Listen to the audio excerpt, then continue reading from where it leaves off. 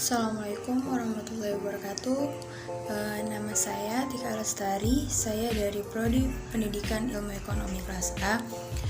Nomor NIM saya 18721500014. Di sini saya ingin mengerjakan tugas UAS filsafat nomor 1, jelaskan mengenai arti aliran filsafat pendidikan. Yang pertama ada idealisme. Idealisme itu apa sih? Idealisme itu mengatakan bahwa realitas terdiri atas dari ide-ide, pikiran, akal atau mind atau jiwa, dan dia tuh tidak berfokus pada material dan menekankan tentang akal sih yang lebih dahulu. Yang kedua ada realisme. Realisme itu apa sih? Kepatuhan pada fakta, kepada apa yang terjadi, bukan kepada yang diharapkan atau yang diinginkan. Jadi sesuai yang terjadi itu sesuai gitu, realisme. Dan selanjutnya ada materialisme. Materialisme itu apa sih? Kayak suatu aliran filsafat yang berisikan ajaran kebendaan, di mana benda merupakan sumber segalanya. Ciri-ciri materialisme itu apa aja sih? Dia itu seseorang yang tidak meyakini gaib. Terus panca indera sebagai alat pencapai suatu ilmu. Selanjutnya memposisikan ilmu itu sebagai pengganti agama dalam peletakan hukum. Saya akan menjawab soal nomor 2, yaitu jelaskan makna aliran pemikiran filsafat pendidikan. Yang pertama itu ada paranialisme. Apa sih? Itu aliran filsafat pendidikan yang percaya bahwa kebijaksanaan abadi itu dari spiritualisme, tradisi, dana agama, di mana semua pengetahuan, ajaran, dan nilai yang baik itu telah tumbuh. Dan selanjutnya itu ada esensialisme. Itu apa sih? Esensialisme yaitu aliran yang kembali pada kebudayaan warisan sejarah. Jadi kita mengingatnya sejarah, dan sejarah itu sudah terbukti bahwa di dalam sejarah tersebut ada kebaikan bagi kehidupan manusia. Dan selanjutnya itu ada progresivisme. Itu apa sih? Aliran bahwa pengetahuan mengenai dunia hanyalah dijangkau dengan ilmu pengetahuan atau sains yang biasa kita sebut ya. Ada aliran pedagogi kritis, itu sering kita dengar ya. Itu apa sih?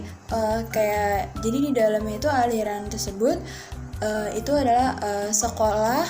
Sekolah itu adalah sebagai tempat publik yang memberikan kesempatan untuk belajar pengetahuan dan keahlian yang dibutuhkan. Jadi sesuai keinginan anak tersebut. Jadi tidak terpaksakan. Dan selanjutnya ada anarkisme utopi. Itu apa sih? Aliran apa sih? Itu kayak menghilangkan persekolahan itu diwajibkan. Jadi tidak dipaksakan, balik lagi. Selanjutnya eksistensialisme itu apa sih?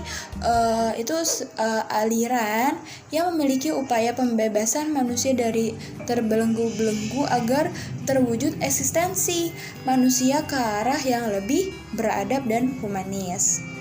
Soal nomor 3, di sini kita disuruh menjelaskan bagaimana sih pendapat kita praktek pendidikan di Indonesia nih dalam perspektif filsafat pendidikan. Jelaskan dan berikan contohnya. Jadi menurut saya itu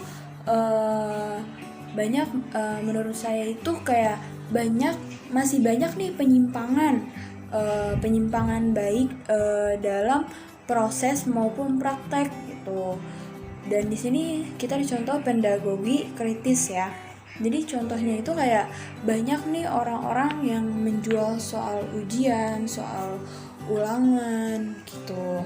Terus abis itu ada lagi atau penerimaan suap dari orang tua terhadap guru. Padahal anak tersebut itu tidak layak untuk naik kelas gitu. Jadi ada suap gitu. Jadi Maka nih kita nih sebagai calon pendidik di Indonesia hendak memberikan teladan yang baik kepada peserta didik dalam segala hal. Saya di sini ingin menjawab soal nomor 4. Apa sih, jelaskan maksud peningkatan kesempatan dan mutu pendidikan yang adil bagi setiap warga negara. Menurut KBBI, jadi pemerataan pendidikan itu apa sih?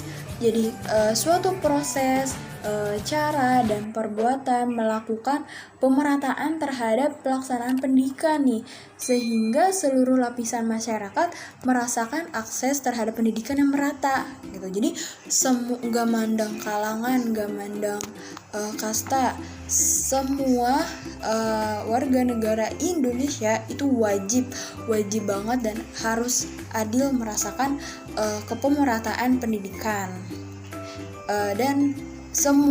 Dan harus di semua penduduk usia sekolah ya, yang telah memperoleh kesempatan pendidikan dan telah adil jika antar kelompok bisa menikmati pendidikan secara sama. Jadi semua usia pendidikan itu wajib harus adil, gak boleh tidak merata.